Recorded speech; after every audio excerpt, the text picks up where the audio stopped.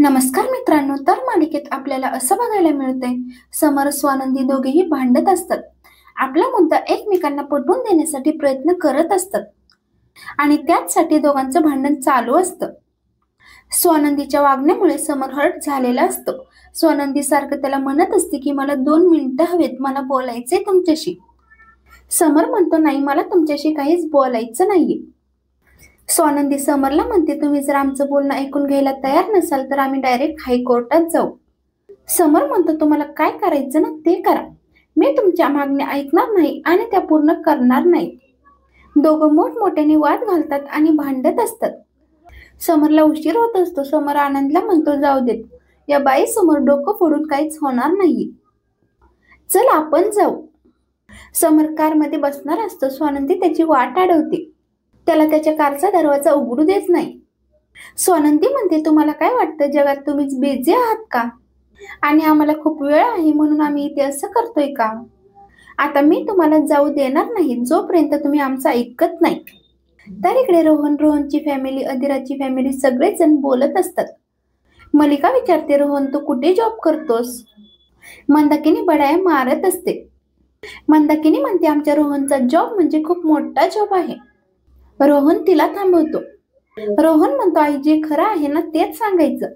रोहन त्याचा खरा जॉब काय आहे ते सांगतो आणि त्याला किती पगार आहे ते सुद्धा सांगतो. मलिका म्हणते फक्त वर्षाचे 8.5 लाख रुपये. तुला माहितीये का रोहन, आमच्या अदिराचा महिन्याचा खर्च 50,000 रुपये आहे. त्यामुळे लग्न झाल्यानंतर तू जरा 50,000 रुपये बाजूला काढून ठेवत जा. अदिरा मलिकाला थांबवते आणि विषय बदलण्याचा प्रयत्न करते. रोहन स्वानंदीला फोन करतो आणि विचारतो ताई कुठे राहिलीस तू, ये ना लवकर, तुझ्याशिवाय मी लग्नाची एकही बोलणी करणार नाही. स्वानंदी म्हणते हो मी येते. तर इकडे मलिका समरला फोन लावते. ती समरला म्हणते समर कधी येणार आहेस तू, आज पण उशीर करणार आहेस का? समर म्हणतो काकू मी येतोच. समर फोन ठेवतो आणि घाईघाईने कारमध्ये बसतो. स्वानंदीला सुद्धा निघायचं असतं, घाई असते, त्यामुळे ती समरशी जास्त वाद घालत नाही. भांडून दोघांचं डोकं उठलेलं असतं. समर स्वानंदी यांची चिडचिड होत असते. स्वानंदी राजवाड्यांच्या घरी जायला निघते. तर इकडे राजवाड्यांच्या घरी आजी सगळ्यांची गप्पा मारत बसलेले असतात. रोहनच्या आवडीनिवडी जाणून घेत असतात. सगळे स्वानंदी समर यांची वाट बघत असतात. तर समरची गाडी त्याच्या घरापर्यंत पोहोचते आणि त्याच वेळेला स्वानंदी सुद्धा तिथे येते. स्वानंदी रिक्षातून खाली उतरते. समर तिला बघतो. समर म्हणतो आनंद ही बाई बघ, ही घरापर्यंत पोहोचली आता. स्वानंदी राजवाड्यांच्या घराचा पत्ता विचारत तिथून निघालेली असते आणि समर तिला बघतो. स्वानंदी पुन्हा रिक्षात बसणार तेवढ्यात स्वानंदीची नजर समरवरती पडते. तर इकडे अदिरा बेचैन झालेली असते. कधी समर येतो याची ती वाट बघत असते. तर इकडे स्वानंदीचे बाबा रोहनला बाजूला घेतात. ते रोहनला म्हणतात अरे रोहन, स्वानंदी राहिली तरी कुठे, तिला लवकर यायला हवं होतं ना. रोहन म्हणतो बाबा काहीतरी महत्वाचं काम असेल त्यामुळे तिला उशीर होत असेल. असा कधी उशीर करते का ती? आणि तसंही पिंट्या दादा अजून यायचं बाकी आहे ना. बाबा म्हणतात तू आधी नंदूला फोन कर, ती कुठे आहे ते बघ. रोहन म्हणतो बाबा मी तिला फोन केला होता, ती ऑन द वे आहे, ती येईलच. बाबा म्हणतात बाकी काही नाही रे, तुझी आई मोकळा वेळ मिळाला की फालतू बडबड करत बसते. स्वानंदी असली की कशी सगळं काही सांभाळून घेते ना, म्हणून म्हटलं. रोहन स्वानंदीला फोन करायला बाजूला जातो. तर इकडे मंदाकिनी फालतू बडबड करत असते. मंदाकिनी, सुश मिठाई आगात्यासारखं खात असतात. अदिरा मिठाई आणण्यासाठी किचन मध्ये जाते. मलिका किचन मध्ये उभी असते. अदिरा म्हणते मम्मा बाहेर काय चाललं होतं ग तुझं? मलिका म्हणते ते सगळं सोड ग, तुझा दादा कुठे राहिलाय? याला म्हणतात भरोशाच्या म्हशीला टोनगा. अदिरा म्हणते मम्मा चिल, तो येईल. मलिका विचारते कधी, वेळेवर तर यायला हवा ना तो. त्या दिवशी अन्नप्राशन होतं, त्या दिवशी सुद्धा त्याने तेच केलं. वराती मागून गोड, माझा अंशुमन बघ कसा वेळेवर हजर असतो. शेवटी रक्ताचं नातं हेच खरं. अदिरा म्हणते मम्मा प्लीज शांत हो जरा, हे असले फालतू बडबड करू नकोस. मलिका म्हणते हळू, बाहेर तुझी माणसं बसली आहेत ना, त्यांच्यापर्यंत तुझा आवाज जाईल. अदिरा म्हणते मम्मा त्या दिवशी उष्टावणाच्या वेळेस दादाला यायला उशीर झाला होता. पण तो बोल आणायला गेला होता. ते विसरलीस का? मलिका म्हणते, सोन्याचा बोल आणि चमचा आणायचा होता ना, तर तो वेळेवरती आणायचा होता ना.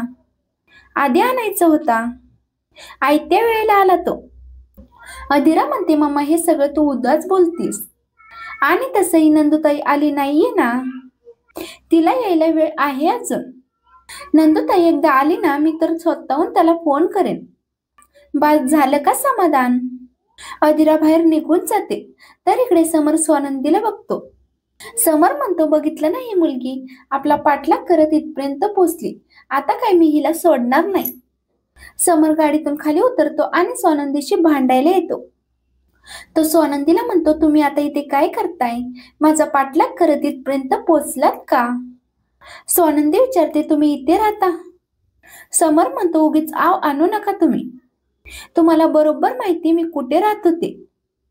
तुम्ही मला शोधत शोधत इथपर्यंत आलायत, माझ्या घरापर्यंत आलायत. आणि मुळात मला काही कळत नाही का? तुम्ही मुद्दाम माझा पाठलाग करत इथपर्यंत आलाय. स्वानंदी म्हणते, मी तुमचा पाठलाग कशाला करेन? आणि एक मिनिट, या एरियामध्ये फक्त तुमच्या एकट्याचंच घर आहे का? बाकीची घरं नाहीयेत का? नाव लिहिलंय का रस्त्यावर तुमचं? ते पुन्हा लहान मुलांसारखं भांडायला लागतात. दोघं एकमेकांना पोलिसांची धमकी देतात. समर कारमध्ये येऊन बसतो आणि तो आनंदला म्हणतो, आनंद आता तू बघच, मी वकिलांना फोन करतो आणि पोलिसांना सुद्धा बोलावून घेतो. आनंद म्हणतो, समर अरे जाऊ देत ना, पोलिसांना नको फोन करूस तो. समर म्हणतो, ती कालच्या सारखा तिच्या आईसारखा तमाशा करणार आहे, म्हणून मी आत्ताच पोलिसांना बोलावून घेतो. आणि हे बघ आनंद, आज घरी खूप मोठा कार्यक्रम आहे, चांगला कार्यक्रम आहे. माझ्या बहिणीसाठी अत्यंत महत्वाचा दिवस आहे. तिचा होणारा नवरा आणि त्याचा अख्खं कुटुंब घरी येणार आहे. आणि त्यात ही बाई जर घरामध्ये घुसली ना, तर मी काय करायचं? आनंद म्हणतो, तसं काही होणार नाही रे. समर म्हणतो, तुला कसं काय माहिती काही होणार नाही? आणि तसंही आता मी चान्स घेऊ शकत नाही. मी काही सहन करणार नाही तिने असं काही केलं तर. आता मला पोलिसांना बोलवावंच लागेल. समर इन्स्पेक्टरला फोन लावतो, तर इकडे स्वानंदी गेट जवळ पोहोचते आणि रोहनचा फोन येतो. रोहन म्हणतो, ताई अगं आतमध्ये ये ना, इथे आतमध्ये ऑलरेडी टेन्शन वाढत चाललंय. स्वानंदी विचारते, नेमकं काय झालंय? रोहन म्हणतो, ताई तुला माहितीये ना आई कशी आहे ते. ती किती बडबड करते माहितीये ना तुला सगळं. अगं बाबांना पण तीच भीती वाटते, तू प्लीज आतमध्ये ये. स्वानंदी एवढा मोठा बंगला बघते आणि ती रोहनला विचारते, रोहन मला तू एकदम पक्का पत्ता पाठवलायस ना? म्हणजे एक्झॅक्टली तुम्ही कुठे आहात ते पाठवलंय ना? रोहन म्हणतो, ताई तू कशाला बाकीचं विचारते, प्लीज तू आतमध्ये ये ना. स्वानंदी विचारते, रोहन मला असं वाटते की मी इथे येऊन गेले होते आधी. स्वानंदी गेट जवळ थांबलेली असते आणि समरची गाडी गेटमधून आतमध्ये जाते. इकडे मंदाकिनी सगळी मिठाई संपवत असते. मंदाकिनीला फ्रेश व्हायचं असतं. ती वॉशरूम कुठे आहे ते विचारते आणि वॉशरूमला निघून जाते. तेवढ्यात तिथे समर येतो. अधीरा समरला मिठी मारते. समर रोहनच्या बाबांना भेटतो. रोहन बाबांची आणि समरची ओळख करून देतो. समर सगळ्यांची चौकशी करतो, आई बहीण स्वानंदी सगळ्यांची. समर सगळ्यांना म्हणतो, तुम्ही 2 मिनिटं गप्पा मारत बसा, मी पटकन येतो. समर फ्रेश व्हायला वरती आपल्या रूम मध्ये जातो. आनंदही त्याच्या मागे जातो. तर इकडे स्वानंदी गेटवरती थांबलेली असते. स्वानंदीला वाटत असतं की आपण इथे समरला भेटायला आलो होतो. मग आता हा बंगला समरचा आहे का? स्वानंदी खूप टेन्शन मध्ये असते. आणि आपला आजचा हा भाग इथेच संपतो. तर मालिकेच्या पुढील भागात आपल्याला असं बघायला मिळतंय, स्वानंदी घाबरत घाबरत त्या बंगल्यामध्ये येते. ती बंगल्यामध्ये येते आणि अधीरा तिचं स्वागत करते, तिला आतमध्ये घेऊन येते. अधीरा सगळ्यांची तिची ओळख करून देते. थोड्या वेळाने तिथे समरही येतो. समर स्वानंदी एकमेकांसमोर उभे राहतात आणि अधीरा त्या दोघांची ओळख करून देते. समर स्वानंदीला म्हणतो, 2 मिनिटं बाजूला येता का, मला महत्वाचं बोलायचंय. इकडे माझ्या रूम मध्ये या. स्वानंदी म्हणते, मी तुमच्या रूम मध्ये येणार नाही. तुम्हाला काही बोलायचं असेल तर बाहेर बोला. स्वानंदी समर घराबाहेर जातात. समर म्हणतो, मला असं वाटतं की रोहन आणि अधीरा एकमेकांसाठी परफेक्ट आहेत आणि त्यांच्यासाठी आपण आपले हे भांडण बाजूला ठेवूया आणि कोणासमोर आणायला नको.